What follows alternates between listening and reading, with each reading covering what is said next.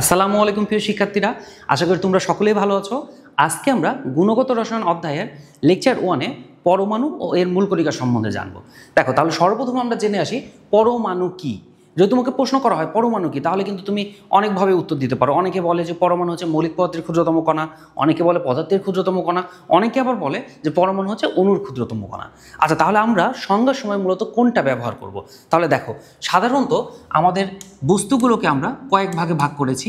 যেমন কিছু বস্তু আছে যারা একই জাতীয় বস্তু দ্বারা গঠিত, আর কিছু আছে যারা ভিন্ন ভিন্ন বস্তু দ্বারা গঠিত। তাহলে আমরা সার্বিক পদার্থগুলোকে মূলত দুই ভাগে ভাগ করেছি। দেখো, তাহলে এক টাইপসের পদার্থ যারা একই জাতীয় পদার্থ দ্বারা গঠিত, আর আরেক টাইপসের পদার্থ রয়েছে যারা ভিন্ন ভিন্ন পদার্থ দ্বারা গঠিত। যে সকল বস্তুগুলো একই টাইপসের পদার্থ দ্বারা গঠিত তাদেরকে আমরা বলে থাকি মৌলিক পদার্থ। কি পদার্থ? মৌলিক পদার্থ।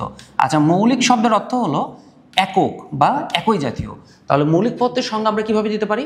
যে পদার্থকে ভাঙলে বা বিশ্লেষণ করলে একই জাতীয় পদার্থ পাওয়া যায়। যে পদার্থকে ভাঙলে বা বিশ্লেষণ করলে একই জাতীয় পদার্থ পাওয়া যায়, সেটা হচ্ছে মৌলিক পদার্থ। দেখো, অপর একটা পদার্থ থেকে গেছে, যে পদার্থের নাম হচ্ছে যৌগিক পদার্থ। তাহলে এই যৌগিক পদার্থকে যদি আমরা ভাঙি বা বিশ্লেষণ করি, তাহলে আমরা কি পাবো? একাধিক মৌলিক পদার্থ পাবো। তাহলে যৌগিক পদার্থের সংজ্ঞা যদি আমরা দিতে চাই, কিভাবে বলবো? আমরা বলবো যে পদার্থকে ভাঙলে বা বিশ্লেষণ করলে একাধিক মৌলিক পদার্থ পাওয়া যায়, তাকে যৌগিক পদার্থ বলে। আচ্ছা, আমরা এই যে মৌলিক পদার্থ আছে না, এই মৌলিক পদার্থকে যদি আরো ক্ষুদ্রতম অংশে ভাগ করি, তাহলে আমরা পাই পরমাণু। তাহলে মৌলিক পদার্থকে ক্ষুদ্রতম ভাগ করলে আমরা কি পাবো? পরমাণু পাবো। তাহলে মৌলিক পদার্থের ক্ষুদ্রতম অংশের নাম হচ্ছে পরমাণু। আর এই যে যৌগিক পদার্থ রয়েছে, এই যৌগিক পদার্থের ক্ষুদ্রতম অংশের নাম হচ্ছে অণু। দেখো, তাহলে আমাদের মৌলিক পদার্থের ক্ষুদ্রতম অংশের নাম হলো পরমাণু, আর যৌগিক পদার্থের ক্ষুদ্রতম অংশের নাম কি হলো? অণু। আমরা যদি অণুকে ভাঙি, তাহলে আবার কি পাবো? একাধিক পরমাণু পেয়ে যাব। আচ্ছা, আমাদের এই যে পরমাণুগুলো যে রয়েছে, সেই পরমাণুগুলোকে কিন্তু আমরা আরও ক্ষুদ্রতম অংশে ভাগ করতে পারি। পরমাণুকে যখন আরও ক্ষুদ্রতম অংশে ভাগ করব, তখন আমরা কি পাবো? তখন আমরা মূলত এই যে ইলেকট্রন, প্রোটন, নিউট্রন বিশিষ্ট এই পরমাণুর ক্ষুদ্র ক্ষুদ্র পার্ট পেয়ে যাবো, অর্থাৎ ক্ষুদ্র ক্ষুদ্র মূল কণিকাগুলো পেয়ে যাব। আচ্ছা, যাই হোক, আমরা পরমাণুতে ফিরে আসি। আমরা চাচ্ছিলাম পরমাণুর সংজ্ঞা দিতে। দেখো, পরমাণুর প্রথম যে বৈশিষ্ট্য, যেটি মৌলিক পদার্থের ক্ষুদ্রতম কণা, অলরেডি আমরা পেয়ে গেছি। আমরা পরমাণু সম্বন্ধে আরও কিছু বৈশিষ্ট্য জেনে আসি। দেখো, আমি বরাবর বলে থাকি যে এই পরমাণু হলো তোমাদের মতো। বলো, তোমরা কি স্বাধীন? না, তোমরা স্বাধীন না। কারণ তোমরা চাইলেই কিন্তু একা একা চলাফেরা করতে পারো না, বা যে কোনো জায়গায় একা একা যেতে পারো না। আমাদের কি করতে হয়? অবশ্যই আব্বু আম্মু, বন্ধু বান্ধব, কারো সহায়তা লাগে। ঠিক তেমনি এই পরমাণুও কিন্তু স্বাধীন না। তার মানে এর স্বাধীন কোনো অস্তিত্ব নাই। আচ্ছা, তাহলে পরমাণুর কথা যদি বলি, দেখো আমরা এখানে লিখলাম উপরে একটা হাইড্রোজেন। আমি কিন্তু হাইড্রোজেন পরমাণু লিখেছি। এই হাইড্রোজেন পরমাণু কিন্তু পৃথিবীতে একা একা থাকতে পারে না। দুইটা হাইড্রোজেন পরমাণু একত্রিত হয়ে অণু গঠন করে, তারপর পৃথিবীতে অবস্থান করে। দেখো, তাহলে হাইড্রোজেন পৃথিবীতে H2 আকারে থাকে। তাহলে পরমাণু সম্বন্ধে কিন্তু আরেকটা বৈশিষ্ট্য পেলাম, যে এর স্বাধীন কোনো অস্তিত্ব নেই। তাহলে পরমাণু সম্বন্ধে আমরা আরেকটি বৈশিষ্ট্য কি পেয়েছি? এর স্বাধীন অস্তিত্ব নেই। তাহলে পরমাণু কি করতে পারে না? একা একা চলাফেরা করতে পারে না, বা একা একা থাকতে পারে না। এর স্বাধীন অস্তিত্ব নেই। আচ্ছা, পরমাণু সম্বন্ধে আমাদের তাহলে দুইটা বৈশিষ্ট্য আমরা অলরেডি পেয়ে গেছি। প্রথম বৈশিষ্ট্যটা ছিল পরমাণু মৌলিক পদার্থের ক্ষুদ্রতম কণা। দ্বিতীয় বৈশিষ্ট্য হচ্ছে এর স্বাধীন কোনো অস্তিত্ব নেই। আচ্ছা, এবার ধরো পরমাণুকে যদি স্বাধীনতা দেওয়া হয়, তাহলে কি হবে? যেমন তোমাকে যদি স্বাধীনতা দেওয়া হয়, তুমি কিন্তু নর্মালি স্বাধীন না, তোমাকে স্বাধীনতা দেওয়া হয়েছে। ধরো ঘটনাটা এমন যে তুমি তোমার ছোট ভাই বা ছোট বোন বাসায় আছো, তোমার আব্বু আম্মু বলেছে আমরা গেস্টের বাসায় দাওয়াত খেতে যাচ্ছি, তোমরা বাসায় সারাদিন পড়াশোনা করবা, পড়াশোনা করে তারপর ঘুমিয়ে পড়বা। আচ্ছা, বাসায় আসার পর কি দেখবে বলো তো? নিশ্চয়ই দেখবে যে কারো মাথা ফাটা, কারো হাত ভাঙা, কি এমনটাই দেখবে না? তার মানে মূল বিষয়টা দাঁড়ালো, তোমাকে স্বাধীনতা দিলে তুমি বিশৃঙ্খলা করবা। ঠিক তেমনি পরমাণুকে যদি আমরা স্বাধীনতা দিই, সে কি করে? সে রাসায়নিক বিক্রিয়া করে। সে কি করে? রাসায়নিক বিক্রিয়া করে। তাহলে পরমাণু সম্বন্ধে আমরা দ্বিতীয় যে বৈশিষ্ট্য পেলাম, তা হলো পরমাণু রাসায়নিক বিক্রিয়ায় অংশগ্রহণ করতে পারে। তাহলে দেখো, নর্মালি কিন্তু অণুগুলো রাসায়নিক বিক্রিয়া করে না। রাসায়নিক বিক্রিয়া কে করে? রাসায়নিক বিক্রিয়া করে মূলত পরমাণু। তাহলে পরমাণু সম্বন্ধে আমরা কিন্তু এখন পর্যন্ত তিনটা মেজর বৈশিষ্ট্য পেয়েছি। কি কি বৈশিষ্ট্য পেয়েছি? প্রথম বৈশিষ্ট্য পেয়েছি এটি মৌলের ক্ষুদ্রতম কণা। দ্বিতীয় বৈশিষ্ট্য পেয়েছি এর স্বাধীন অস্তিত্ব নাই। এবং তৃতীয় বৈশিষ্ট্য পেয়েছি যেটি কি করে? ক্ষুদ্রতম একক হয়ে রাসায়নিক বিক্রিয়া করে। এবার চলো পরমাণুর সংজ্ঞাটা দিই। তাহলে পরমাণুর সংজ্ঞা আমরা কিভাবে বলবো? আমরা তাহলে বলবো পরমাণু হলো মৌলিক পদার্থের ক্ষুদ্রতম কণা, যার স্বাধীন কোনো অস্তিত্ব নেই, কিন্তু ক্ষুদ্রতম একক হিসেবে রাসায়নিক বিক্রিয়ায় অংশগ্রহণ করতে পারে। তা দেখো, তুমি যদি বলতে যে পরমাণু মৌলিক পদার্থের ক্ষুদ্রতম, তবুও কিন্তু তুমি 1 মার্কই পেতা। কিন্তু সংজ্ঞাটাকে একটু আমরা আপডেট করে একটু স্মার্টলি প্রেজেন্ট করবো, তাহলে আমাদের গ হয়ে যে থিওরি বেস প্রশ্নগুলো থাকবে, সেগুলো কিন্তু মার্কস পাওয়াটা খুব ইজি হয়ে যাবে। আচ্ছা, তাহলে আমরা পরমাণুর সংজ্ঞাটা আমি লাস্টবারের মতো আরেকবার বলছি। পরমাণু হলো মৌলিক পদার্থের ক্ষুদ্রতম কণা, যার স্বাধীন কোনো অস্তিত্ব নেই, কিন্তু ক্ষুদ্রতম একক হিসেবে এটি রাসায়নিক বিক্রিয়ায় অংশগ্রহণ করতে পারে। দেখো, তোমাকে যদি এখন বলা হয় যে অণুর সংজ্ঞা বলো, তুমি নিশ্চয়ই বলতে পারবা। কেন? কারণ আমাদের কাছে অণু আর পরমাণু হচ্ছে দুইটা বিপরীত শব্দ। তাহলে অণুর সংজ্ঞা যদি আমরা পারি, পরমাণুর সংজ্ঞা আমরা ইজিলি বলতে পারবো। তাহলে পরমাণুর সংজ্ঞার বিপরীতভাবে আমরা অণুর সংজ্ঞা কিভাবে বলতে পারি? আমরা তাহলে বলবো যে অণু হলো যৌগিক পদার্থের ক্ষুদ্রতম কণা এবং এর স্বাধীন অস্তিত্ব রয়েছে। দেখো, তাহলে অণু হচ্ছে যৌগিক পদার্থের ক্ষুদ্রতম কণা, যেহেতু আমাদের এই অণু পৃথিবীতে পাওয়া যায়, তার মানে এর স্বাধীন অস্তিত্ব রয়েছে। তাহলে আমরা সংজ্ঞাটা এভাবে বলবো যে অণু যৌগিক পদার্থের ক্ষুদ্রতম কণা, এর স্বাধীন অস্তিত্ব রয়েছে। আচ্ছা, আমরা নর্মালি কিন্তু অণুগুলোকে কয়েক ভাগে ভাগ করেছি। আমরা অণুগুলোকে মেইনলি কিন্তু দুই ভাগে ভাগ করেছি। কয় ভাগে ভাগ করেছি? দুই ভাগে ভাগ করেছি। আচ্ছা দেখো, তাহলে আমাদের এই অণুকে আমরা মূলত কয় ভাগে ভাগ করেছি এটা একটু দেখে আসি। তাহলে অণুগুলোকে আমরা মূলত দুই ভাগে ভাগ করি। একটা হচ্ছে মৌলিক অণু, আর একটা নাম হচ্ছে যৌগিক অণু। আচ্ছা, তাহলে অণুগুলো মূলত দুই প্রকার, একটা হলো মৌলিক অণু আর একটা নাম হলো যৌগিক অণু। তাহলে একটা হচ্ছে মৌলিক অণু আর আরেকটা অণুর নাম হচ্ছে যৌগিক অণু। মৌলিক অণু আর আরেকটি হলো যৌগিক অণু। আচ্ছা, মৌলিক শব্দের অর্থ কি ছিল? মৌলিক শব্দের অর্থ ছিল যাকে ভাঙলে একই জাতীয় পদার্থ পাওয়া যায়, সেটা ছিল মৌলিক। আর যৌগিক ছিল কি? যাকে ভাঙলে ভিন্ন ভিন্ন বা একাধিক পদার্থ পাওয়া যায়, সেটা ছিল যৌগিক। তাহলে মৌলিক অণুর সংজ্ঞা এভাবে দিতে পারি যে অণুকে ভাঙলে একই জাতীয় পরমাণু পাওয়া যায়। কারণ দেখো, পরমাণু মিলেই তো অণু গঠিত হচ্ছে, তাই যে অণুকে ভাঙলে একই জাতীয় পরমাণু পাওয়া যায় সেগুলো হচ্ছে মৌলিক অণু। আর যৌগিক অণুর সংজ্ঞা হচ্ছে যে অণুকে ভাঙলে ভিন্ন ভিন্ন টাইপসের পরমাণু পাওয়া যায়, তারা হচ্ছে যৌগিক অণু। আচ্ছা, এই মৌলিক অণুগুলো লেখার আমাদের কিছু নিয়ম রয়েছে। যেমন মৌলিক অণুগুলো কয়েক প্রকারের হয়। প্রথমত আসি, কিছু মৌলিক অণু হয় এক পরমাণুক। এক পরমাণুক শব্দের অর্থ হলো একটা পরমাণু মিলে একটি অণু গঠন করা। এক পরমাণুক শব্দের অর্থ কি বললাম? একটা পরমাণু মিলে একটা অণু গঠন করা। তাহলে সাধারণত কারা এক পরমাণুক? আমাদের এ বিষয়ে কিছু ডাউট আছে। দেখো, আমাদের মনে রাখতে হবে সকল ধাতুগুলো এক পরমাণুক। এখন নর্মালি আমরা ধাতুগুলো চিনব কি করে? মনে রাখবা, ধাতুগুলোর নামের শেষে আম থাকে। ধাতুগুলোর নামের শেষে আম থাকে, তাই আমরা সহজে যে সকল মৌলের নামের শেষে আম আছে তাদেরকে আমরা ধাতু বলবো, এবং ধাতুগুলো সবাই হবে এক পরমাণুক।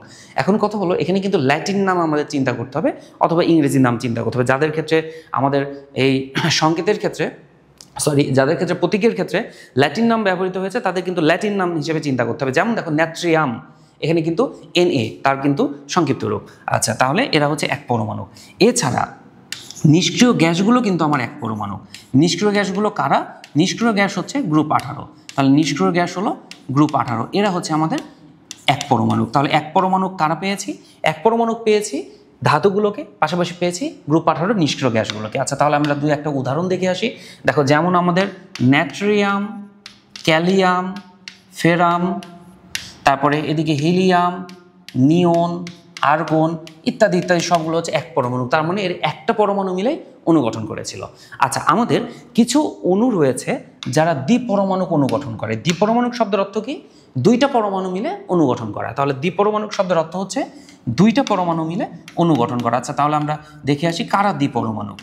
দ্বিপরমাণুক, তাহলে দ্বিপরমাণুকগুলো সাধারণত গ্যাসীয় অণু হয়ে থাকে। দ্বিপরমাণুক কারা? যারা গ্যাস বা গ্যাসীয় অণু, তারা হচ্ছে দ্বিপরমাণুক। আচ্ছা, তাহলে সকল গ্যাসগুলো হলো দ্বিপরমাণুক। এখন গ্যাসগুলো নর্মালি দেখে চেনাটা কিন্তু আমাদের কাছে একটু কঠিন।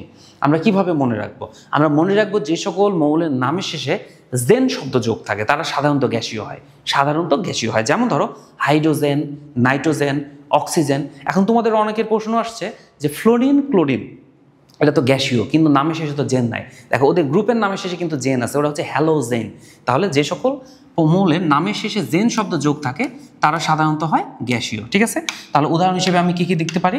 যেমন ধরো হাইড্রোজেন, নাইট্রোজেন, অক্সিজেন, হ্যালোজেন। ঠিক আছে, এই সবগুলো হচ্ছে আমাদের দ্বিপরমাণুক গ্যাস। তাহলে গ্যাসীয় হওয়ার জন্য এরা দ্বিপরমাণুক অণু।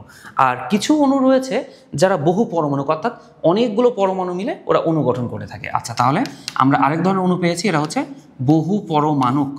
বহু পরমাণুক, বহু পরমাণুক শব্দের অর্থ হলো অনেকগুলো পরমাণু মিলে এরা অণু গঠন করে থাকে। আচ্ছা, বহু পরমাণুকের উদাহরণগুলো কিন্তু আমাদের পরীক্ষায় সবচেয়ে বেশি আসে, এটাই কিন্তু বেশি জরুরি। দেখো, যেমন আমাদের সালফার 8 পরমাণুক S8 রূপে থাকতে পারে, ফসফরাস 4 পরমাণুক P4 রূপে থাকতে পারে, ওজোন 3 পরমাণুক O3 রূপে থাকে। আর আমাদের কার্বনের একটা বিশেষ রূপভেদ হচ্ছে কার্বন 60, যেটাকে আমরা বলে থাকি ফুলারিন। এটাকে বলা হয় ফুলারিন। ফুলারিনের অবশ্য বাণিজ্যিক নাম হচ্ছে বাকিবল, তাহলে এটাকে আমরা বলে থাকি ফুলারিন। আমরা যখন সেকেন্ড পেপারে অর্গানিক কেমিস্ট্রি পড়বো তখন ফুলারিনের সাথে অবশ্য আরও ভালোভাবে পরিচিত হওয়ার সুযোগ রয়েছে। যাই হোক, আপাতত আমরা এই বহু পরমাণুগুলো মনে রাখবো, এটা পরীক্ষা একটু বেশি আসে। দেখো তাহলে কারা কারা বহু পরমাণু? Sulphur S8, phosphorus P4, ozone O3 এবং ফুলারিন কার্বন 60। এই অণুগুলো হচ্ছে বহু পরমাণু অণু। আচ্ছা, এবার আমরা দেখব যে যৌগিক অণু কারা। যৌগিক অণুগুলো হলো একাধিক ভিন্ন ভিন্ন পরমাণু দ্বারা গঠিত অণু। আচ্ছা দেখো, তাহলে যৌগিক অণুর ক্ষেত্রে আমাদের এই অণুগুলো লেখার নিয়ম হলো পরমাণুগুলোকে পাশাপাশি বসিয়ে দিতে হবে, দেন ওদের যোজ্যতা কী করবো? অল্টারনেটিভ করে দিব, এবং এদের মধ্যে যদি কোনো বৃহত্তম সংখ্যা দিয়ে কাটাকাটি করে এদেরকে সংক্ষিপ্ত রূপে প্রকাশ করা যায় তাহলে আমরা সেটা করব। আচ্ছা, তাহলে আমরা একটা উদাহরণ দেখি। যেমন দেখো, কার্বন এবং হাইড্রোজেন দ্বারা গঠিত হয়েছে মিথেন। তাহলে কার্বন এবং হাইড্রোজেন দ্বারা মিথেন গঠিত হয়েছে। আমি কার্বন হাইড্রোজেন পরমাণুকে পাশাপাশি লিখলাম। কার্বনের যোজনী 4 আমি লিখলাম হাইড্রোজেনের কাছে, হাইড্রোজেনের যোজনী 1 লিখলাম কার্বনের কাছে। দেখো তাহলে আমাদের মিথেনের সংকেতটা দাঁড়াচ্ছে CH4। আমরা যদি মিথেনের পাশাপাশি কার্বন ডাইঅক্সাইডের কথা বলি, দেখো কার্বন এবং অক্সিজেন দ্বারা গঠিত অণু। তাহলে কার্বনের যোজনী 4 গেল অক্সিজেনের কাছে, অক্সিজেনের যোজনী 2 আসলো কার্বনের কাছে। দেখো তাহলে C2H4 এটাকে বৃহত্তম সংখ্যা 2 দিয়ে কাটাকাটি করে সংক্ষিপ্ত রূপে প্রকাশ করা যায়। তাহলে আমরা যদি 2 দিয়ে কাটাকাটি করি তাহলে পাবো একটা কার্বন 2টা অক্সিজেন, অর্থাৎ CO2 হচ্ছে কার্বন ডাইঅক্সাইডের সংকেত। তাহলে আশা করছি আমাদের এই মৌলিক অণু যৌগিক অণু বুঝতে পারবো, এবং এখান থেকে MCQ যদি প্রশ্ন আসে পারবো। চলো আমরা তাহলে চলে যাই কিভাবে পরমাণুগুলো জন্ম লাভ করেছে। আচ্ছা, তাহলে আমরা এখন পরমাণুর জন্ম ইতিহাস দেখব। তাহলে পরমাণুর জন্ম ইতিহাসটা কিন্তু একটু বেশি কমপ্লেক্স, ঠিক আছে? এখান থেকে আমাদের প্রশ্নগুলো একটু বেশি কঠিন আকারে আসে। তো যাই হোক, আমরা মূল আলোচনায় চলে আসি। দেখো, আমাদের পরমাণুর জন্ম হয়েছে আজ থেকে 2500 বছর পূর্বে। কত বছর পূর্বে? 2500 বছর পূর্বে। দেখো 2500 বছর পূর্বে যদি হয়, এটা হওয়ার কথা খ্রিস্টপূর্ব 500 অব্দ, কিন্তু না, আমরা মনে রাখবো খ্রিস্টপূর্ব 460 অব্দ। কত অব্দ মনে রাখবো? খ্রিস্টপূর্ব 460 অব্দ মনে রাখবো, কারণ আমাদের বোর্ড কর্তৃক অনুমোদিত বইয়ের সংখ্যা কিন্তু 13টা, ঠিক আছে? তো এই ক্ষেত্রে ম্যাক্সিমাম বইগুলো এই 460 সংখ্যাটা ব্যবহার করেছে। তাহলে আমাদের পরীক্ষায় 500 যদি আসে তাহলে ওইটা সঠিক উত্তর, কিন্তু যদি 460 আসে তাহলে এটাও কিন্তু সঠিক উত্তর, এটা কিন্তু ভুল হবে না। তাহলে আমাদের খ্রিস্টপূর্ব 500 অব্দ, খ্রিস্টপূর্ব 460 অব্দ, এটা পরিবর্তে 500 অব্দ আসতে পারে। তো তৎকালীন সময়ে 3 জন বিজ্ঞানী ছিল। নাম ছিল লুসিফাস, এটার নাম সম্ভবত আমাদের জানা নাই, লুসিফাসের নাম আমরা ওইভাবে শুনিনি। এবং লুসিফাসের এক ছাত্র ছিল, নাম ছিল ডেমোক্রিটাস। এই ডেমোক্রিটাসের নাম মেবি আমরা মোটামুটি সবাই জানি, ডেমোক্রিটাস। এবং তৎকালীন সময়ে ভারতবর্ষে একজন বিজ্ঞানী ছিল যার নাম ছিল আচার্য কনাদ। এর নামটাও অবশ্য আমাদের সবার জানা নাই, আচার্য কনাদ। এই 3 জন বিজ্ঞানী সর্বপ্রথম পরমাণু নিয়ে গবেষণা করে, এবং তারা বলেছে পরমাণু অবিভাজ্য, অর্থাৎ একে আর ভাঙা যায় না। তাহলে পরমাণু হচ্ছে অবিভাজ্য, একে আমরা ইচ্ছামতো ক্ষুদ্র ক্ষুদ্র অংশে ভাগ করতে পারবো না। তো এই তত্ত্বটা মোটামুটিভাবে প্রায় 100 বছর টিকেছিল। কতদিন টিকেছিল? প্রায় 100 বছরের মতো টিকেছিল। 100 বছর পরে আমাদের বিজ্ঞানী অ্যারিস্টটল এই ডেমোক্রিটাসদের তত্ত্বের একটা বিরোধিতা করেছিল। তাহলে বিজ্ঞানীর নাম ছিল অ্যারিস্টটল। এই অ্যারিস্টটলের নাম আমরা মোটামুটি সবাই জানি, কারণ এই অ্যারিস্টটল হলো খুব বিখ্যাত একজন বিজ্ঞানী, দার্শনিক বলো, মানে সকল শাস্ত্রে কিন্তু তার অবদান রয়েছে অ্যারিস্টটল। তো এই বিজ্ঞানী অ্যারিস্টটল তিনি কিন্তু ডেমোক্রিটাসদের তত্ত্বের বিরোধিতা করে বলেছিল যে পরমাণু ক্ষুদ্রতম একটা অংশ, কিন্তু তুমি একে চাইলে ইচ্ছা মতো ক্ষুদ্র ক্ষুদ্র অংশে ভাগ করতে পারো। কিন্তু সেই সময় যেহেতু আমাদের পরমাণুর মূল গঠন সম্পর্কিত ধারণা মানুষের কাছে কিন্তু সঠিকভাবে ছিল না, তখন ধারণা করা হতো সাধারণত মাটি, বাতাস, পানি ইত্যাদি কিছু বস্তুর সমন্বয়ে সকল বস্তুগুলো গঠিত। তাই তিনি কিন্তু প্রুভ করে দেখাতে পারেনি যে পরমাণু হচ্ছে বিভাজ্য। তাহলে অ্যারিস্টটলের মতে পরমাণু কেমন ছিল? পরমাণু ছিল বিভাজ্য, একে ইচ্ছা মতো আমরা ক্ষুদ্র ক্ষুদ্র অংশে ভাগ করতে পারি। তো অ্যারিস্টটল তৎকালীন সময়ে খুব প্রভাবশালী বিজ্ঞানী ছিল, দার্শনিক ছিল, যার কারণে তখনকার লোকজন কিন্তু তাকে দেবতা সমতুল্য মনে করত। এই জন্য অ্যারিস্টটল তত্ত্বের বিরোধিতা করা বা তিনি একটা কথা বলে গেছে তার তত্ত্ব নিয়ে গবেষণা করে এটা মহাপাপ হবে। তাই এই তত্ত্বের এগেইনস্টে কেউ কোনো কথা বলেনি, পাশাপাশি কিন্তু গবেষণাও করেনি। এই জন্য এই তত্ত্ব প্রায় 2000 বছর টিকেছিল। তাহলে অ্যারিস্টটল তত্ত্ব কতদিন টিকেছিল? প্রায় 2000 বছর টিকেছিল। 2000 বছর পর সর্বপ্রথম বিজ্ঞানী নিউটন, ওই যে ফিজিক্সের সেই নিউটন, তিনি অ্যারিস্টটল তত্ত্বের বিরোধিতা করেছিল এবং তিনি বলেছিল যে ডেমোক্রিটাসের তত্ত্বটাই সঠিক। তাহলে দেখো আমাদের এই অ্যারিস্টটল তত্ত্বের 2000 বছর পর বিজ্ঞানী নিউটন বলল অ্যারিস্টটলের তত্ত্ব না, ডেমোক্রিটাসদের তত্ত্বই সঠিক। তার মানে পরমাণু কেমন? পরমাণু হচ্ছে অবিভাজ্য, অর্থাৎ পরমাণুকে ভাঙা যায় না। এই আমাদের এই নিউটন তত্ত্বের কিছুদিন পর, মোটামুটি 1800 দশক এবং 19 দশক ঘটনা। তাহলে এই তত্ত্বের কিছুদিন পর বিজ্ঞানী ডাল্টন একটা তত্ত্ব দিয়েছিল। তো ডাল্টন যে শুধু তত্ত্ব দিয়েছিল তা কিন্তু না, তিনি পরমাণু সম্বন্ধে কিছু গবেষণা করে কিছু পরীক্ষালব্ধ মানের সাপেক্ষে বা পরীক্ষা নির্ভর কিছু তথ্যের সাপেক্ষে তিনি একটা পরমাণু মডেলও দিয়েছিল। তাহলে ডাল্টন, এই ডাল্টন পেশায় ছিলেন একজন স্কুল শিক্ষক। তাহলে বিজ্ঞানী ডাল্টন তিনি বলছিল যে হ্যাঁ, আমাদের ডেমোক্রিটাসের তত্ত্বটাই সঠিক, তার মানে পরমাণু কেমন, পরমাণু হচ্ছে অবিভাজ্য। এই তত্ত্বের পাশাপাশি তিনি আরও কিছু তথ্য এখানে অ্যাড করেছিল যে পরমাণুই রাসায়নিক বিক্রিয়ায় অংশগ্রহণ করে এবং একই জাতীয় পরমাণুর ধর্মভর কেমন হয়, সাধারণত একই হয়। আচ্ছা, ডাল্টনের পরবর্তীতে আসে বিজ্ঞানী থমসন, যার নাম আমরা অবশ্য শুনেছি ইলেকট্রন আবিষ্কারের ক্ষেত্রে, এবং বিজ্ঞানী রাদারফোর্ড, যার নাম আমরা শুনেছি প্রোটন আবিষ্কারের ক্ষেত্রে এবং পরমাণু মডেলের ক্ষেত্রে। এর পরবর্তীতে বিজ্ঞানী বোর, যার নাম আমরা শুনেছি বোর পরমাণু মডেলের ক্ষেত্রে। এই সকল বিজ্ঞানীরা তারা আসলে বলেনি, তারা প্রমাণ করে দেখিয়েছে যে পরমাণু হচ্ছে বিভাজ্য, অর্থাৎ একে ভাঙলে কি পাওয়া যায়, ক্ষুদ্র ক্ষুদ্র অংশ পাওয়া যায়। তাহলে এদের মতে পরমাণু হচ্ছে বিভাজ্য। এরা শুধু বলেছে তা কিন্তু না, এরা প্রুভ করে দেখিয়েছে পরমাণু বিভাজ্য এবং পরমাণুর ভেতরের যে ক্ষুদ্রতম কণা, সেই কণিকাগুলো এরা আবিষ্কার করেছে। দেখো আমরা একটু মূল আলোচনা একটু রিপিট করে আসি। আমাদের সর্বপ্রথম যে লুসিপাস ডেমোক্রিটাস যে অবিভাজ্য তত্ত্বটা দিয়েছিল, এই সময় ডেমোক্রিটাস এই অবিভাজ্য কণার নাম দিয়েছিল অ্যাটম। অ্যাটম শব্দের বাংলা অর্থ হচ্ছে অবিভাজ্য, যাকে আর ভাঙা যায় না। তো তৎকালীন সময়ে ভারতবর্ষের বিজ্ঞানী আচার্য কণাদ তিনি ওই একই বস্তুর নাম দিয়েছিল পরম অণু। অণু মানে ক্ষুদ্র, পরম অণু মানে ক্ষুদ্র থেকেও ক্ষুদ্র। তাহলে পরম অণু, যাকে সংক্ষেপে বলা হয় পরমাণু। এইভাবে আমাদের অ্যাটমের বাংলা ভাষা বা পরিভাষা হয়ে গেছে পরমাণু। তাহলে দেখো, ডেমোক্রিটাস যে বস্তুর নাম দিল অ্যাটম, বিজ্ঞানী কণাদ সেই একই বস্তুর নাম দিল পরম অণু বা পরমাণু। তাই অ্যাটমের পরিভাষা হয়েছে পরমাণু। আমাদের সর্বপ্রথম এই বিজ্ঞানী ডাল্টনই তথ্যভিত্তিক পরমাণু মডেল দিয়েছিল। তথ্যভিত্তিক, এর আগে যে সকল পরমাণু পরমাণু সম্পর্কিত যে সকল তত্ত্ব ছিল সেগুলো কিন্তু মডেল আকারে ছিল না, সেগুলো জাস্ট একটা ধারণা বা একটা তত্ত্ব ছিল। আর আধুনিক পরমাণু মডেল শুরু হয়েছে এই বিজ্ঞানী রাদারফোর্ড থেকে। তাহলে আমাদের মোটামুটিভাবে আধুনিক পরমাণু মডেল বা গ্রহণযোগ্য পরমাণু মডেলের সূচনা হয়েছে এই রাদারফোর্ড পরমাণু মডেল থেকে। তাহলে দেখো, আমাদের মোটামুটি এই পরমাণু সম্পর্কিত যে কনসেপ্টগুলো আছে সেখান থেকে যদি ছোট ছোট প্রশ্ন আসে আমরা উত্তর দিতে পারবো কিনা। তো আশা করছি এই কনসেপ্টগুলো একটু যদি বুঝে শুনে আমরা মনে রাখি তা আমরা উত্তর দিতে পারবো। তাহলে চলো আমরা পরের অংশে চলে যাই। দেখো, আমাদের আধুনিক বিজ্ঞানীরা কিন্তু বলেছে যে পরমাণু হচ্ছে বিভাজ্য, অর্থাৎ কি করা যায়, একে ক্ষুদ্র ক্ষুদ্র অংশে ভাগ করা যায়। তাহলে আমরা যদি পরমাণুকে ক্ষুদ্র ক্ষুদ্র অংশে ভাগ করি তাহলে আমরা কি পাবো? পরমাণুকে ক্ষুদ্র ক্ষুদ্র অংশে ভাগ করলে আমরা ক্ষুদ্র ক্ষুদ্র যে পার্টগুলো পাবো এদেরকে বলা হয় পরমাণুর মূল কণিকা বা মৌলিক কণিকা।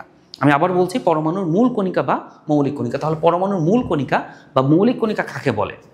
তোমাকে যদি প্রশ্ন করা হয় তুমি উত্তর এভাবে বলবা যে সকল ক্ষুদ্র ক্ষুদ্র অংশ দ্বারা পরমাণু গঠিত তাদেরকে পরমাণুর মূল কণিকা বলে, কিংবা পরমাণুকে ভাঙলে যে সকল ক্ষুদ্র ক্ষুদ্র অংশ পাওয়া যায় তাকে পরমাণুর মূল কণিকা বলে। আমরা আশা করছি এই উত্তরটা দিতে পারবো। আচ্ছা, তাহলে দেখো পরমাণুর মূল কণিকাগুলো কি কি রয়েছে। আমরা মূল কণিকায় ফিরে যাই। দেখো, মূল কণিকা বলতে আমরা মূলত কিন্তু ওই ইলেকট্রন প্রোটন নিউট্রনটাই বুঝে থাকি, বাট ইলেকট্রন প্রোটন নিউট্রন ছাড়া কিন্তু পরমাণুর আরও অনেক মূল কণিকা রয়েছে। পরমাণুতে সর্বমোট মূল কণিকার সংখ্যা রয়েছে প্রায় 200টি। কয়টি বললাম? প্রায় 200টি। দেখো, তাহলে পরমাণুতে মূল কণিকার সংখ্যা রয়েছে প্রায় 200টি।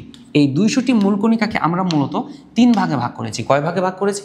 আমরা 3 ভাগে ভাগ করেছি। আচ্ছা, এর মধ্যে এক ধরনের কণিকার নাম দিয়েছি স্থায়ী মূল কণিকা, আরেক ধরনের কণিকার নাম দিয়েছি অস্থায়ী মূল কণিকা, এবং আরেক ধরনের কণিকার নাম দিয়েছি কম্পোজিট মূল কণিকা। তাহলে পরমাণুর এই 200টি মূল কণিকাকে আমরা কয় ভাগে ভাগ করেছি? আমরা মূলত 3 ভাগে ভাগ করেছি। দেখো, একটি হলো স্থায়ী মূল কণিকা। স্থায়ী শব্দের অর্থ হচ্ছে যে সকল কণিকাগুলো সব পরমাণুতে থাকবে, সব সময়ের জন্য থাকবে, তারা হচ্ছে স্থায়ী মূল কণিকা। আরেক ধরনের কণিকা আছে যাদেরকে বলা হয় অস্থায়ী মূল কণিকা। এরা কিছু সময়ের জন্য পরমাণুতে থাকে, দেন অন্য কণিকায় রূপান্তরিত হয়ে যায়, এদেরকে বলা হয় অস্থায়ী মূল কণিকা। আর কিছু কণিকা রয়েছে যাদেরকে বলা হয় কম্পোজিট মূল কণিকা। এই কম্পোজিট মূল কণিকাগুলো বিশেষ ধরনের কণিকা, মেইনলি তেজস্ক্রিয়তা ধর্মের ফলে এই কম্পোজিট কণিকাগুলো সৃষ্টি হয়। তাহলে এই কম্পোজিট কণিকার ভরগুলো সাধারণত একটু বেশি থাকে, এরা তেজস্ক্রিয়তা ধর্মের ফলেই কিন্তু সৃষ্টি হয়ে থাকে। দেখো, আমরা আমাদের যে মূল কণিকা রয়েছে সেই সংখ্যায় আসি। আমাদের স্থায়ী মূল কণিকা রয়েছে 3টি, এটি ফিক্সড। আমাদের পরমাণুর মধ্যে এই 3 প্রকার মূল কণিকা দেখা যায় সব পরমাণুতে থাকে, তবে প্রোটিয়াম বা হাইড্রোজেন ব্যতীত আমাদের সকল পরমাণুতেই কিন্তু এই 3 ধরনের মূল কণিকা ইলেকট্রন প্রোটন নিউট্রন রয়েছে। আমরা যদি অস্থায়ীতে ফিরে আসি তাহলে অস্থায়ী মূল কণিকার সংখ্যা হলো প্রায় 100টি। তাহলে এই অস্থায়ী মূল কণিকা কিছু সময়ের জন্য তৈরি হবে, তারপর অন্য কণিকায় পরিণত হয়ে যাবে। আচ্ছা, আর কম্পোজিট মূল কণিকা দেখো, এদের সংখ্যা তাহলে কতগুলো দাঁড়াচ্ছে? এদের সংখ্যা কিন্তু দাঁড়াচ্ছে প্রায় 100টি। তাহলে কম্পোজিট মূল কণিকার সংখ্যাও কিন্তু প্রায় 100টি। দেখো তাহলে আমরা স্থায়ী অস্থায়ী কম্পোজিট এদেরকে যদি সহজে সংজ্ঞায়িত করতে চাই কীভাবে বলবো, তাহলে যে সকল মূল কণিকাগুলো সব পরমাণুতে থাকবে, সব সময়ের জন্য থাকবে, তারা হচ্ছে স্থায়ী মূল কণিকা। আর কিছু কণিকা আছে যারা কিছু সময়ের জন্য পরমাণুতে থাকবে, অন্য কণিকায় রূপান্তরিত হয়ে যাবে, তাদের নাম হচ্ছে অস্থায়ী মূল কণিকা। আর বিশেষ ধর্ম, বিশেষ করে তেজস্ক্রিয়তা ধর্মের ফলে যে সকল ভারী কণিকা সৃষ্টি হবে তাদেরকে বলা হয় কম্পোজিট মূল কণিকা।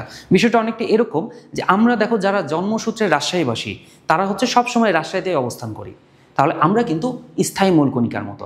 আমরা কিছু ব্যক্তি আছি যারা আবার কি করি, কিছু সময়ের জন্য রাজশাহীতে আসি পড়াশোনার ক্ষেত্রে, পড়াশোনা শেষ করে তারা কিন্তু আবার কি করি, রাজশাহী ছেড়ে অন্য জায়গায় জবের জন্য চলে যায়। তারা কিন্তু অস্থায়ী মূল কণিকার মতো, কিছু সময়ের জন্য থাকবে, তারপর অন্য কণিকায় রূপান্তরিত হয়ে যাবে। আর কম্পোজিটটা মূলত রাজনৈতিক নেতাদের মতো, ওরা বিশেষ অবস্থায় আসবে তারপর সঙ্গে সঙ্গে চলে যাবে। তাহলে আমাদের এই কম্পোজিট মূল কণিকা শুধুমাত্র তেজস্ক্রিয়তা ধর্মের ফলে একটা ভারী ধরনের কণিকা রূপে নির্গত হয়ে থাকে। আচ্ছা, তাহলে আমরা স্থায়ী অস্থায়ী কম্পোজিট যে কণিকাগুলো রয়েছে সেগুলোর নামগুলো কি একটু দেখে আসি। দেখো আমাদের স্থায়ী মূল কণিকা তিনটি, একটা হলো ইলেকট্রন, প্রোটন এবং নিউট্রন। ইলেকট্রন, প্রোটন এবং নিউট্রন, এই তিনটা হচ্ছে পরমাণু স্থায়ী মূল কণিকা। দেখো আমাদের এই নিউক্লিয়াসের মধ্যে প্রোটন আর নিউট্রন থাকে, বহিস্থ কক্ষপথে থাকে ইলেকট্রন। তাহলে আমাদের নিউক্লিয়াসের মধ্যে থাকে প্রোটন নিউট্রন আর চারপাশে ইলেকট্রন অবস্থান করে। আমরা চলে আসি অস্থায়ী মূল কণিকা। অস্থায়ী মূল কণিকার নাম প্রায় 100টি থাকলেও আমাদের বোর্ড কর্তৃক অনুমোদিত যে 13টা বই রয়েছে এখানে মাত্র 9টা নাম আছে। আমরা 9টা নাম মুখস্থ করতে পারলেই ইনশাল্লাহ কিন্তু এই নামগুলো সমাধান করতে পারবো। আচ্ছা, তোমরা সর্বপ্রথম মনে রাখবা যে অস্থায়ী মূল কণিকার নাম তুমি কার কাছ থেকে শিখেছিলা। দেখো তুমি কিন্তু আমার কাছ থেকে শিখেছো, তার মানে তোমার মনে রাখতে হবে তুমি শিখেছো নাইম ভাইয়ার কাছ থেকে। তাহলে নাইম ভাইয়ার নামের ফার্স্ট অ্যালফাবেট কিন্তু এন বা দন্তের ন। তাহলে তোমরা প্রথম নামটা কিন্তু দন্তের ন দিয়ে বা এন দিয়ে শুরু করবা। দেখো তাহলে আমরা প্রথম নামটা শুরু করব দন্তের ন দিয়ে। প্রথম নামটা হচ্ছে নিউট্রিনো। নিউট্রিনো। আচ্ছা, নিউট্রিনো যদি তোমার মনে থাকে, পাশাপাশি আরেকটা শব্দ মনে রাখতে হবে, এটার নাম হচ্ছে অ্যান্টি নিউট্রিনো। তাহলে নিউট্রিনো মনে রাখলে তুমি অ্যান্টি নিউট্রিনো নামটা মনে রাখতে পারবা। Neutrino, anti neutrino. দেখো আমাদের অ্যান্টি নিউট্রিনো যদি মনে থাকে তাহলে পাশাপাশি আমাদের পজিট্রিনো নামে আরেকটা শব্দ আছে, পজিট্রিনো। তাহলে এই পজিট্রিনোর লাস্টেও কিন্তু টিনো যুক্ত, তাই আমরা পজিট্রিনো নামটাও কিন্তু মনে রাখতে পারবো। যদি পজিট্রিনো শব্দটা আমার মনে থাকে তাহলে এবার প দিয়ে আমরা কয়েকটা নাম দেখব। তাহলে কি দেখব, পজিট্রিনো মনে থাকলে মনে রাখতে হবে পজিট্রন। পজিট্রন যদি মনে থাকে তাহলে মনে রাখতে হবে পাইঅন। দেখো এই শব্দগুলো প দিয়েছিল। পাইঅন যদি মনে থাকে তাহলে উচ্চারণগত একটা শব্দ আছে, নাম হচ্ছে মিউঅন। এটা আমাদের মনে রাখতে হবে মিউঅন। মিউঅন যদি মনে থাকে তাহলে ম দিয়ে আমাদের মনে রাখতে হবে মেশন। আর মেশন যদি মনে থাকে তাহলে আমাদের মনে রাখতে হবে উচ্চারণগত একটা শব্দ বোসন। আর আমাদের যে শব্দটা কারোর সাথে মেলে না তার নাম হচ্ছে গ্রাভিটন। তাহলে এই গ্রাভিটন শব্দটা কারোর সাথেই মেলে না, এটা মূলত হচ্ছে একটু ভিন্ন ধরনের একটা শব্দ, নাম হচ্ছে গ্রাভিটন। দেখো তাহলে আমাদের অস্থায়ী মূল কণিকার 9টা নাম মোটামুটি আমরা খুব ইজিলি মনে রাখতে পারবো এইভাবে। আমি তাহলে একটু বলছি, তোমরা মেমোরাইজ করে নেওয়ার চেষ্টা করবো, বা কীভাবে মেমোরাইজ করবো সেটাও আমি বলে দেবো। দেখো প্রথমত নিউট্রিনো, অ্যান্টি নিউট্রিনো, পজিট্রিনো, তিনটা একসাথে। Neutrino, anti neutrino, পজিট্রিনো।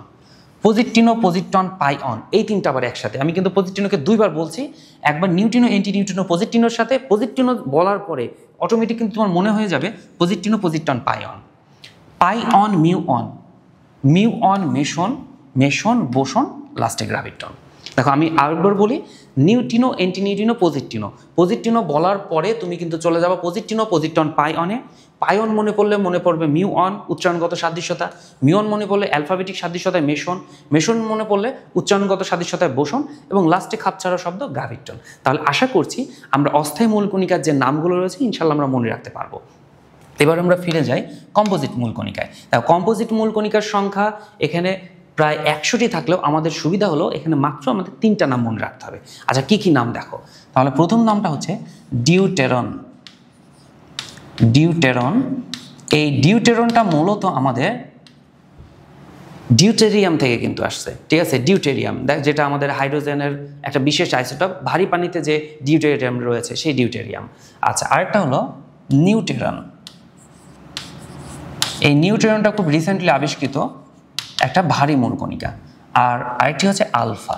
কি কি থাকলো, ডিউটেরন, নিউটেরন, আলফা। তাহলে দেখো আমাদের কম্পোজিট মূল কণিকা কয়টা পাইলাম আমরা, ডিউটেরন, নিউট্রন, আলফা সহ প্রায় 100টি পাইলাম। তাহলে ডিউটেরন, নিউটেরন, আলফা, আশা করছি এটা মনে রাখতে খুব ইজিলি পারবা, সমস্যা হওয়ার কথা না। আমরা এবার একটু অভ্যন্তরীণ আলোচনায় যাই। দেখো তোমাদের কাছে প্রশ্ন হলো যে আমি বলছি কম্পোজিট সৃষ্টি হয়েছে তেজস্ক্রিয়তা ধর্মের ফলে, আমি কিন্তু বললাম আলফা কণিকা, বাট আমি বিটা গামা কিন্তু বলিনি, তোমরা কি খেয়াল করেছো? আমি কিন্তু বিটা গামা বলি নাই। আচ্ছা তাহলে বিটা গামা কই আছে? এর মধ্যে নাই কেন? দেখো আমাদের এই যে ইলেকট্রনটা আছে না, এই ইলেকট্রনটা যখন গতিশীল অবস্থায় থাকে, ইলেকট্রনটা যখন গতিশীল অবস্থায় থাকে তখন আমরা তাকে বলে থাকি বিটা রশ্মি। তাহলে গতিশীল ইলেকট্রনকে কি বলা হয়? গতিশীল ইলেকট্রনকে বিটা রে বা বিটা পার্টিকেল বলা হয়। দেখো এখানে বিটা কিন্তু রেও হয়, আবার বিটা কিন্তু পার্টিকেলও হয়, পার্টিকেল। তাহলে বিটার ক্ষেত্রে আমাদের বিটা রে হতে পারে, বিটা পার্টিকেলও হতে পারে, কোন অবস্থায়? গতিশীল অবস্থায়। তাহলে গতিশীল ইলেকট্রনকে বলা হয় বিটা রশ্মি। তাহলে আমাদের বিটা কই আছে? স্থায়ীর মধ্যে রয়েছে। আচ্ছা এবার গামার কথা যদি বলি, দেখো এই গামাটা মূলত এই যে এইরকম, এই গামার ক্ষেত্রে এটা কিন্তু জাস্ট একটা রে, এই কিন্তু পার্টিকেল নয়। তাহলে এটা কিন্তু পার্টিকেল নয়। যেহেতু পার্টিকেল নয়, তাহলে আমরা কি পার্টিকেলের মধ্যে আলোচনা করতে পারি? না, আমরা পার্টিকেলের মধ্যে আলোচনা করতে পারি না। তাহলে আমাদের দেখো এটা যেহেতু মূল কণিকা মানে একটা পার্টিকেল, তাহলে আমরা কিন্তু রেকে এর মধ্যে আলোচনা করতে পারছি না, তাই এটাও কিন্তু এখানে বাদ।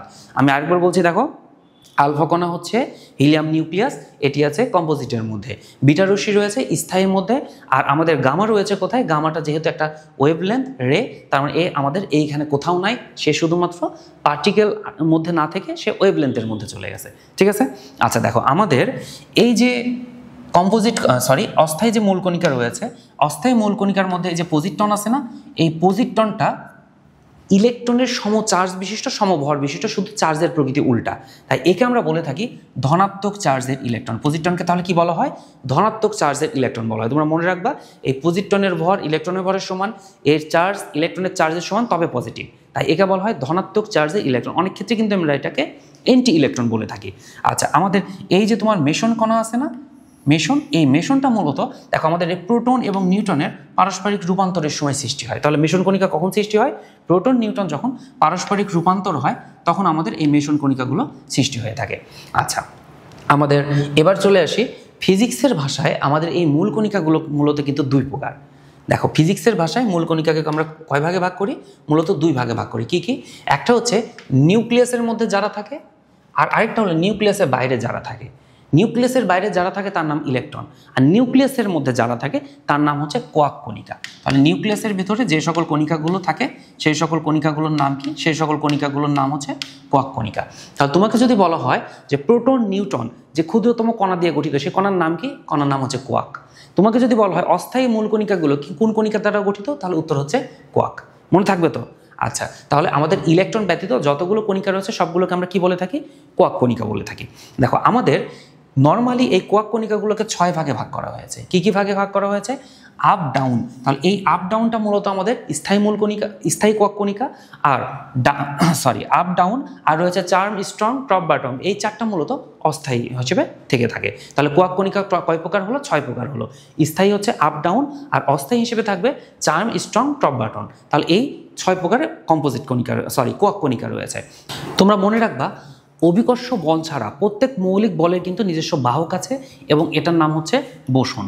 তাহলে এই বোসনটা মূলত অভিকর্ষ বল ব্যতীত প্রত্যেক মৌলিক বলের ক্ষেত্রে কিন্তু বাহক রূপে কাজ করে। আর যে সকল বস্তুগুলো সাধারণত তড়িৎচুম্বক প্রকৃতির, তাদের বোসনকে বলা হয় ফোটন। তাহলে ফোটন কিন্তু একটা ভরশূন্য কণিকা। তাহলে ফোটন মূলত ভরশূন্য কণিকা। তাহলে ফোটন আর ইলেকট্রন কিন্তু এক জিনিস নয়, কারণ হিগস ক্ষেত্রের সংস্পর্শে যদি কোনো বস্তু আসে তবেই সে শুধুমাত্র ভর লাভ করতে পারে, হিগস ক্ষেত্রের বাইরে কিন্তু পারে না। যে সকল বস্তুগুলো হিগস ক্ষেত্রে খুব সামান্য সংস্পর্শে আসে তারা আলোর বেগে ছুটতে থাকে ফোটন কণা রূপে, আর যে সকল বস্তুগুলো হিগস ক্ষেত্রের মাঝে চলে যায় তারা ভারী বস্তুতে পরিণত হয়, অর্থাৎ ওই যে কম্পোজিটের মতো আমাদের ভারী বস্তুতে পরিণত হয়ে যায়। যদি ইলেকট্রনের কথা বলি, ইলেকট্রন যদি হিগস ক্ষেত্রে খুব সামান্য সংস্পর্শে আসে তাহলে কিন্তু সে ভর লাভ করতে পারে, আর সেই সময় সে কি করে? ছুটতে থাকে। তবে এই ইলেকট্রন আর ফোটন এক নয়, কারণ ফোটনের ভর শূন্য, ইলেকট্রনের কিন্তু সামান্য হলেও ভর রয়েছে। তাহলে আমাদের ইলেকট্রন আর ফোটন এক হবে না। আমরা নর্মালি দেখো ইলেকট্রনকে আলোর বেগ হিসেবে চিন্তা করি, বা ইলেকট্রনের ম্যাথ সলভ করার সময় আমরা আলোর বেগের মান ব্যবহারই করে থাকি, কিন্তু ইলেকট্রন বাস্তবে কিন্তু আলোর বেগে চলে না। এখন আমরা স্থায়ী মূল কণিকা ইলেকট্রন, প্রোটন, নিউট্রন সম্বন্ধে জানবো। দেখো তাহলে আমাদের স্থায়ী মূল কণিকা হলো ইলেকট্রন, প্রোটন, নিউট্রন। এই ইলেকট্রন, প্রোটন, নিউট্রনের মধ্যে আমাদের প্রোটন এবং নিউট্রন থাকে নিউক্লিয়াসে, আর ইলেকট্রন থাকে চারপাশের কক্ষপথে। তোমাদের মনে রাখতে হবে তাহলে পরমাণু নিউক্লিয়াসের মধ্যে কি কি আছে?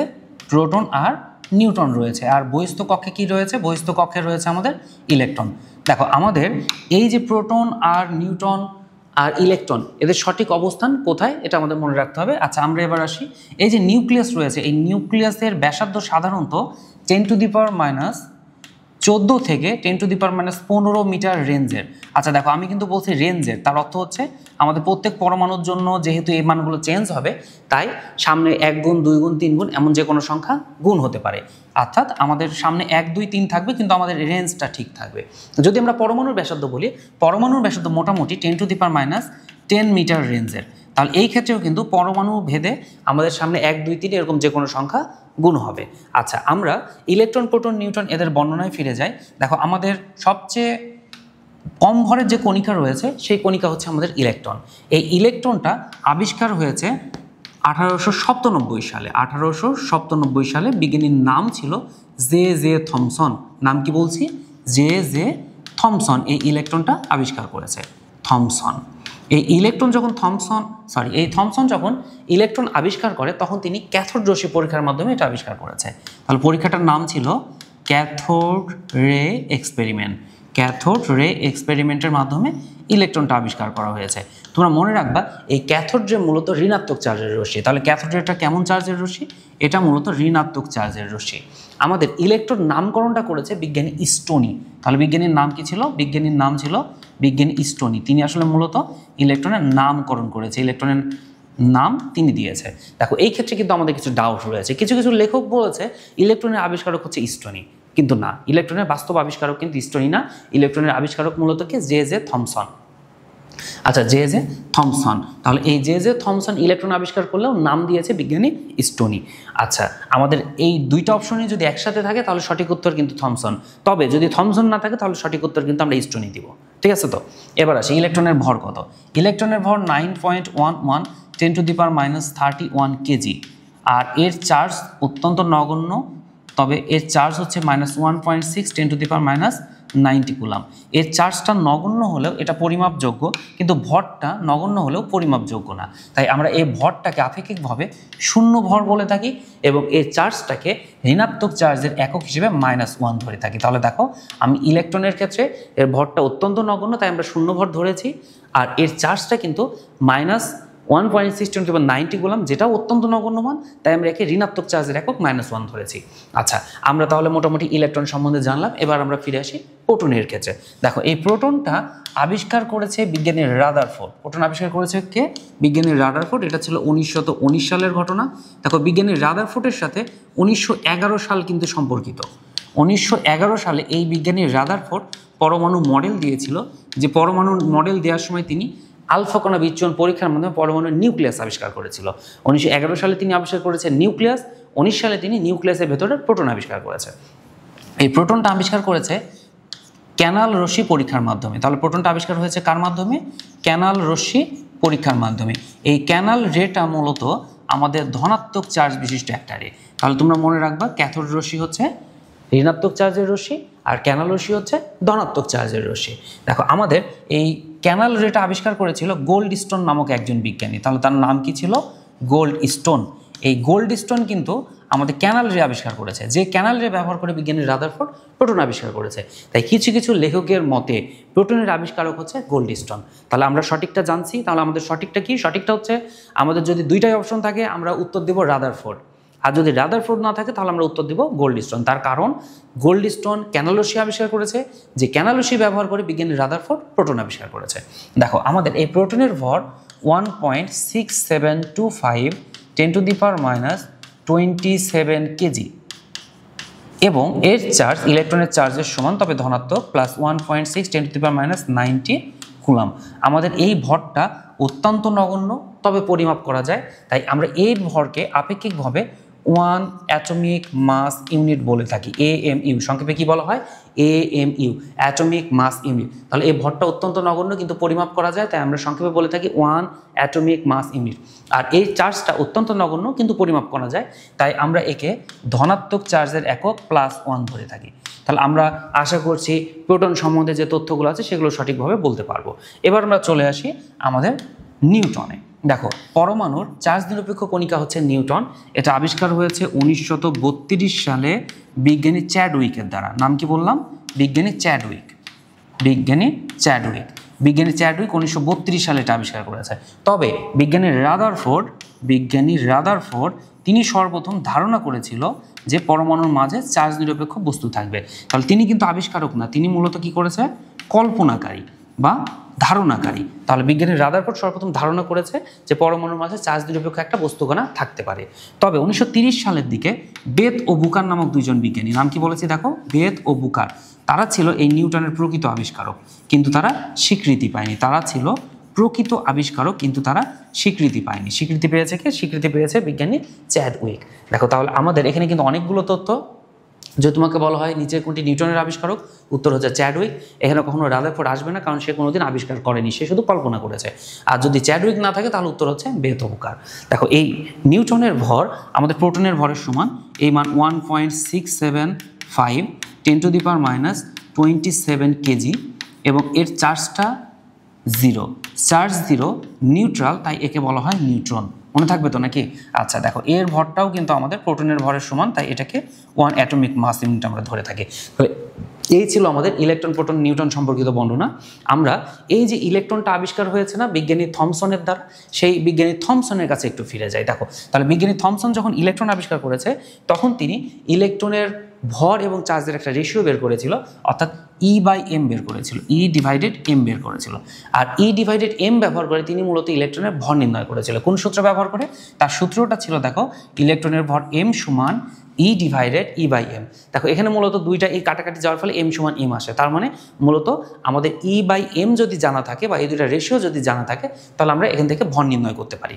পাশাপাশি তিনি আরেকটা সমীকরণ দিয়েছিল যেটাকে আমরা বলে থাকি থমসনের তড়িৎ প্রকৃতির ভর নির্ণয়ের সমীকরণ, তড়িৎ প্রকৃতি সম্পর্কিত ভর নির্ণয়ের সমীকরণ। তাহলে এখানে m সমান 2/3 মিউ E² ডিভাইডেড r।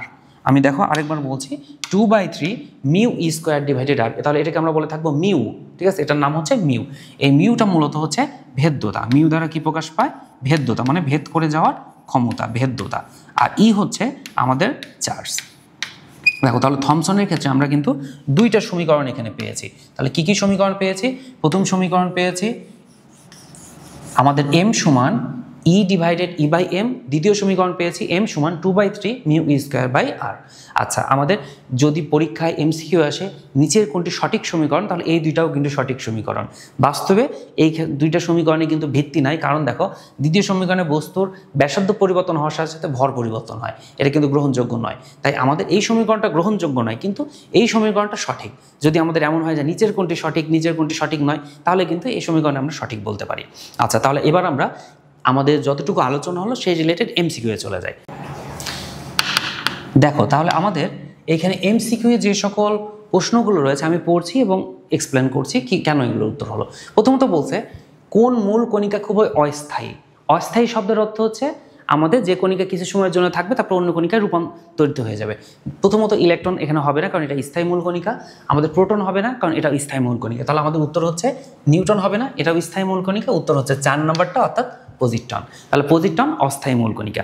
দেখো দ্বিতীয় প্রশ্ন যেটা বলছে যে নিউটন আবিষ্কার করেছে কে, তাহলে বিজ্ঞানী চ্যাডউইক নিউটন আবিষ্কার করেছে। উত্তর হচ্ছে চ্যাডউইক। যদি চ্যাডউইক না থাকতো তাহলে আমরা বেথ ও বুকার উত্তরটা দিতাম। আচ্ছা তৃতীয় প্রশ্ন দেখো বলছে প্রোটনের ভর কত। প্রোটনের ভর হচ্ছে 1.6725 10⁻24 গ্রাম বা আমাদের 27 কেজি। তাহলে উত্তর হচ্ছে 1 নাম্বারটা। তৃতীয়ত দেখো বলছে নিচের কোনটি ইলেকট্রনের ভর। তাহলে ইলেকট্রনের ভর দেখো 9.11 10⁻31 কেজি বা 28 গ্রাম। 3 নম্বরটা সঠিক উত্তর। 4 নম্বর বলছে একটি ইলেকট্রনের চার্জ কত কুলাম। তাহলে ইলেকট্রনের চার্জ -1.6 10⁻90 কুলাম, অর্থাৎ আমাদের উত্তর হচ্ছে 1 নাম্বারটা। দেখো আমাদের 7 নম্বর বলছে ইলেকট্রনের অস্তিত্ব আবিষ্কার করেছে কে। ইলেকট্রনের অস্তিত্ব আবিষ্কার করেছে বিজ্ঞানী জে থমসন ক্যাথোড রশ্মি পরীক্ষার মাধ্যমে। পরের প্রশ্ন দেখো বলছে ইলেকট্রনের ভর প্রোটনের ভরে কত অংশ। তাহলে 1/1836 হতে পারে, 37 অথবা 1840। তাহলে আমাদের কাছাকাছি যে মানটা থাকবে সেটাই দিব। তাহলে উত্তর দেখো 1837 আছে, তার মানে উত্তর হচ্ছে 3 নাম্বারটা। আচ্ছা আমাদের আরও কিছু MCQ রয়েছে। যেমন দেখো বলছে পরমাণু অবিভাজ্য কার উক্তি। আমরা সর্বপ্রথম শুনেছিলাম যে কনাদ বলছে পরমাণু অবিভাজ্য ওই ডেমোক্রিটাসের সাথে। তার পরবর্তীতে বিজ্ঞানী ডাল্টন ওই ডেমোক্রিটাসের তত্ত্বকে পুনঃপ্রতিষ্ঠা করার সময় বলেছে পরমাণু অবিভাজ্য। আর বিজ্ঞানী ডেমোক্রিটাস তিনিও বলেছিল কনাদ এবং লুসিফাসের সাথে পরমাণু অবিভাজ্য। তাহলে উত্তর হচ্ছে সবকটি, মানে উত্তর হচ্ছে ঘ। তারপরে দেখো বলছে ইলেকট্রনের অস্তিত্ব প্রমাণ পায় কোন রশ্মি পরীক্ষার মাধ্যমে। তাহলে ক্যাথোড রশ্মি পরীক্ষার মাধ্যমে ইলেকট্রনের অস্তিত্ব প্রমাণ পায়। উত্তর হচ্ছে ক্যাথোডরর্শী পরীক্ষা। 10 নম্বর দেখো বলছে সবচেয়ে কম ভরের কণিকা কোনটি। আমি কিছুক্ষণ আগে বলছি ইলেকট্রনের ভর অত্যন্ত নগণ্য, তাই একে 0 ভর ধরা হয়।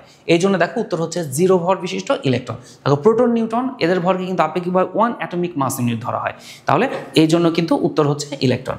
এখন তোমাদের কাছে প্রশ্ন হচ্ছে এই আলফা কণার ভরটা আবার কত? দেখো আলফা কণা মূলত 4 ভর 2 প্রোটন বিশিষ্ট হিলিয়াম পরমাণুর নিউক্লিয়াস, তাহলে আলফা কণার ভর হচ্ছে 4 একক। আলফা কণার ভর কত? 4 একক। আচ্ছা, আমরা পরের প্রশ্নে তাহলে যাই। দেখো পরের প্রশ্ন বলছে 4 শূন্য কণিকা কোনটি, তাহলে নিউট্রাল, তাই নিউট্রন। আচ্ছা, কই গেল আমাদের নিউট্রন? এই যে 3 নাম্বারটা হচ্ছে নিউট্রন। দেখো 12 নম্বরে বলছে ইলেকট্রনের ভরের সমান ভর বিশিষ্ট কণিকার নাম কি। আমি কিছুক্ষণ আগেই বলছি মূল কণিকার আলোচনার মধ্যে যে পজিট্রনকে বলা হয় ধনাত্মক চার্জের ইলেকট্রন বা অ্যান্টি ইলেকট্রন, তাহলে উত্তর হচ্ছে পজিট্রন। দেখো পরের প্রশ্ন বলছে মোট মূল কণিকার সংখ্যা কয়টি। মোট মূল কণিকার সংখ্যা রয়েছে প্রায় 200টি। তোমরা ভুল করে 3টা বলে দাও কিন্তু, মানে ওই যে স্থায়ী অস্থায়ী কম্পোজিট এই ক্ষেত্রেও 3 আছে, আবার স্থায়ীর মধ্যে ইলেকট্রন প্রোটন নিউট্রন এই ক্ষেত্রেও 3 আছে, কিন্তু না, সঠিক উত্তর হচ্ছে প্রায় 200টি। দেখো পরের প্রশ্ন বলছে প্রোটন ও নিউট্রন যে ক্ষুদ্র কণা দ্বারা গঠিত তাকে কি বলা হয়। এই যে আমি বলেছি তাকে বলা হয় কোয়াক কণিকা। তাহলে আশা করছি লেকচার 1-এ আমাদের যতটুকু আলোচনা ছিল আমরা খুব সহজে ধরতে পারছি, এবং বাসায় এই টপিকসগুলো কিন্তু আমাদের মূল বই, পাশাপাশি আমি যে তোমাদেরকে বইগুলো রেফার করি সেই বই দেখে পড়ে নিবা। আজকের মতো তাহলে আলোচনা এ পর্যন্তই।